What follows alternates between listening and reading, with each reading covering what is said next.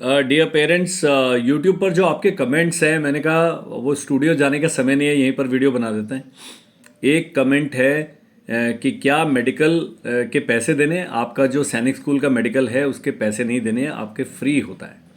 तो जहाँ पर भी जाएंगे कोई चार्जेस नहीं है।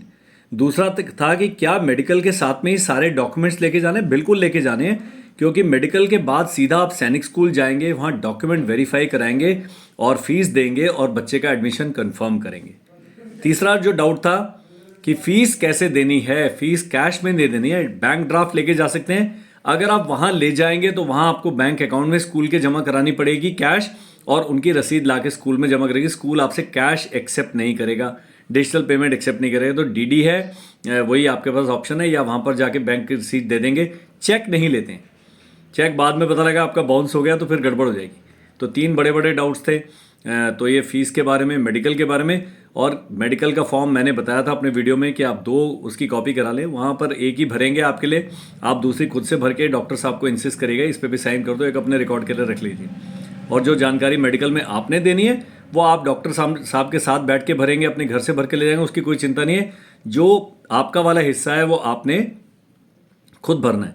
इसके अलावा एक बहुत इंपॉर्टेंट डॉक्यूमेंट है जो आपका चेकलिस्ट है। चेकलिस्ट आपने पूरी चेक करना है कि सारे काम कर लिए, कोई चीज़ छूट गई तो फिर आपको बाद में दौड़ भाग करनी पड़ेगी। बहुत दूर दूर से लोग जाएंगे, इतना खर्चा है, रिजर्वेशन मिलता नहीं है आजकल, तो वहाँ पर भी गड़बड़ हो सकती है। अब कुछ है महानुभाव, 2 तरीके की कैटेगरीज हैं। वो कहते हैं हमने सैनिक स्कूल का एक्सेप्ट कर लिया, अब हमें नहीं एक्सेप्ट करना, हम रिकन्सिडर में जाना चाहते हैं। मैं तो कुछ नहीं कर सकता। तो आपने क्या करना है, आपने सैनिक स्कूल सोसाइटी को और उस सैनिक स्कूल को, दोनों को ईमेल डाल देनी है कि हमने गलती से एक्सेप्ट कर लिया, हमें रिकन्सिडर में डाल दें और राउंड 2 में कंसिडर कर लें। आपकी किस्मत पर है, अब वो एक्सेप्ट करेंगे नहीं एक्सेप्ट करेंगे वो स्कूल के ऊपर डिपेंड करता है। लेकिन ये आप काम कर सकते हैं, और एक्सेप्ट कर लिया तो आप मेरी तरफ से चले जाइए। बाद में जाके एडमिशन लेना नहीं लेना आपकी अपनी चॉइस है। लेकिन एक बार एक्सेप्ट कर लिया है, अगर आप नहीं जाते हैं तो फिर वो आपको काउंसलिंग से निकाल ही देंगे। और अगर आप ये चाहते हैं, उनको भी मेल डाल दीजिए कि हमने एक्सेप्ट कर लिया है लेकिन हम अभी रिकन्सिडर में जाना चाहते हैं, तो आप इस प्रकार से करिए। अब तीसरा, एक और मैडम का कॉल आया कि हमने ओबीसी का सर्टिफिकेट नहीं बन रहा है, हमारे बच्चे का नाम ओबीसी कैटेगरी में, तो इसका कुछ नहीं हो सकता।